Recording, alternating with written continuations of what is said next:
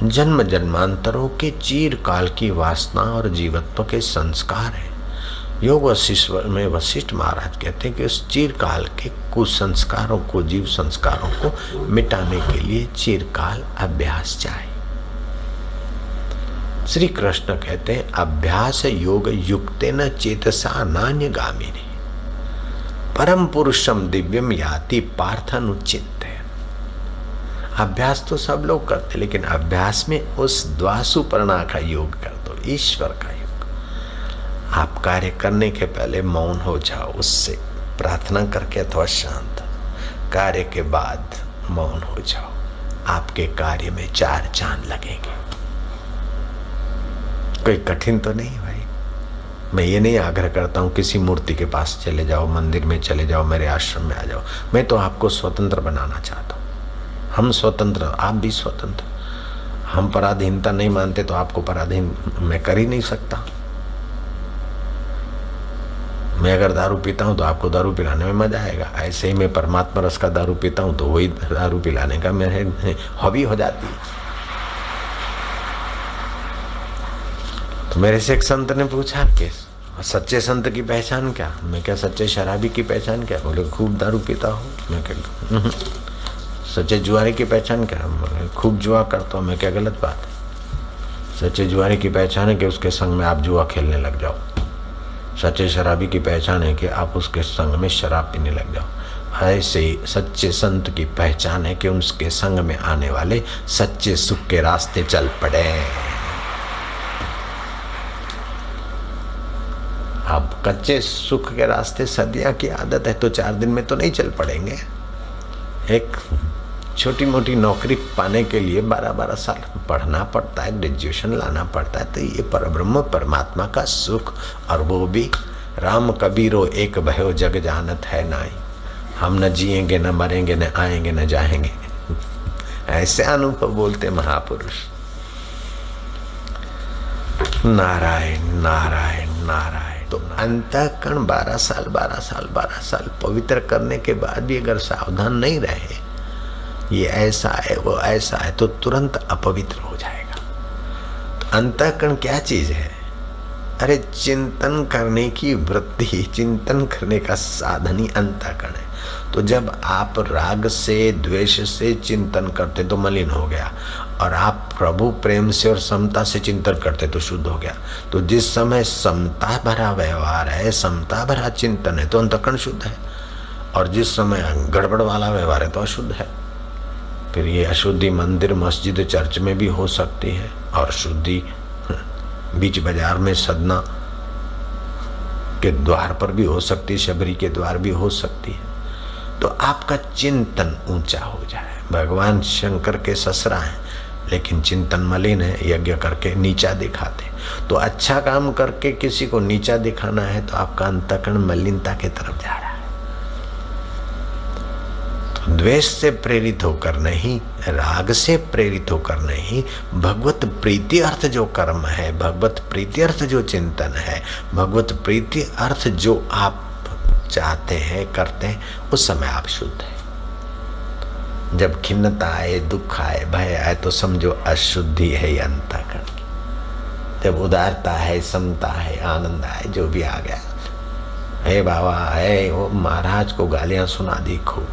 महाराज समता से चले गए, पेड़ के नीचे जा बैठे। दोपहर की रिसेस का समय था। अच्छे लड़कों ने कहा बाबा जी वो हमारे कॉलेज के क्लास फॉलो है, वे मूर्ख लोग हैं, आपको कितनी गाली दी। बाबा जी आप बुरा न मानना, दिल से उफ न करना, नहीं तो बेचारे तबाह हो जाएंगे। बाबा माफ़ कर देना। बोले किसको माफ़ करना है?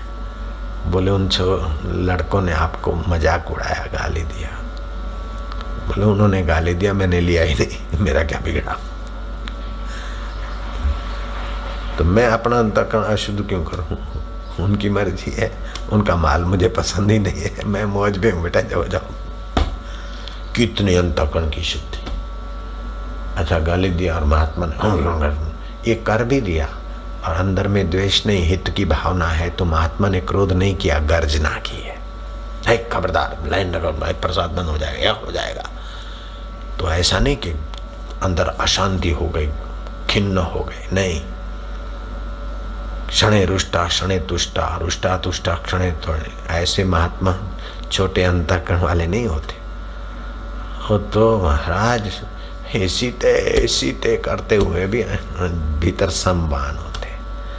अर्जुन लगाओ, ये अभी करण तुझे धर्म की बात बताता है, लेकिन खुद कहाँ गए थे जब एक अभिमन्यु पे आए, शाकुनी उपदेश आए, लगाओ। तो बड़ा राग और द्वेष श्री कृष्ण में दिख रहा है। लेकिन उत्तरा के गर्भ से जब मृतक बालक, तो भगवान ने, मैंने कौरवों के प्रति द्वेष न रखा हो तो संधिदूत होकर गया। तब से लेकर महाभारत की ये खूना खराबी की युद्ध में भी मैंने कौरवों के लिए हृदय में द्वेष न हो, मेरे हृदय में पांडवों के लिए मेरे हृदय में राग न हो, तो उस सत्य की परीक्षार्थ ये बालक जीवित हो जाए। वो जीवित हो गया और परीक्षित राजा बना, बाद में श्रीमद् भागवत का श्रोता बना। तो एक बार अंतःकरण की ऊंचाई द्वा सुपर्णा सयुजा सखाए, एक बार समझ गए जो नित्य है वो नित्य है और जो अनित्य है परिवर्तित है वो माया। ये बराबर समझ में आ गई। बैठ, फिर आपसे बुरा काम नहीं होगा। साधुते हुए न कारज हानि।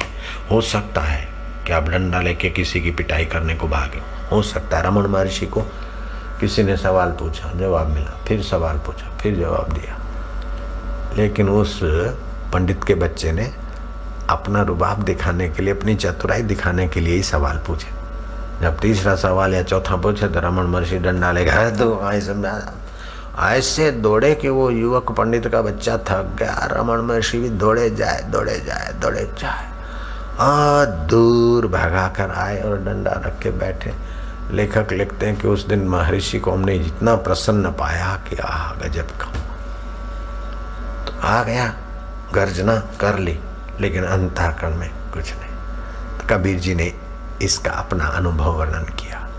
उठत बैठत वही उठाने का, कबीर हम उसी ठिकाने। तो आप एक दिन में ऐसे नहीं होंगे, लेकिन जब भी आप क्रोध करो तो इस बात को याद कर लेना। जब भी आपको चिंता है तो उठत बैठत वही उठाने। ओ, ये खट्टे मीठे फल खाने वाला तो दुखी सुखी हो रहा है, लेकिन उसको देखने वाला तो मेरा आत्मा परमात्मा है। आपका क्रोध, आपका भय, आपका शोक, आपका टेंशन, चिंता, डिप्रेस, हाई बीपी, लो बीपी, सब में आराम मिलेगा। शरीर स्वास्थ्य, मन प्रसन्न और बुद्धि में बुद्धिदाता का ज्ञान प्रकट होने में आसानी हो जाएगी। ईश्वर प्राप्ति लोग कठिन कर देते हैं, कठिन मानते हैं। कठिन नहीं है बाबा। ईश्वरीय सुख तो आपका जन्म सिद्ध अधिकार है। जैसे बोले आजादी हमारा जन्म सिद्ध अधिकार है, तो ये शारीरिक राजनीतिक आधार जैसे आपका जन्म सिद्ध अधिकार है, ऐसे मनुष्य जन्म मोक्ष पाना आपका जन्म सिद्ध अधिकार है।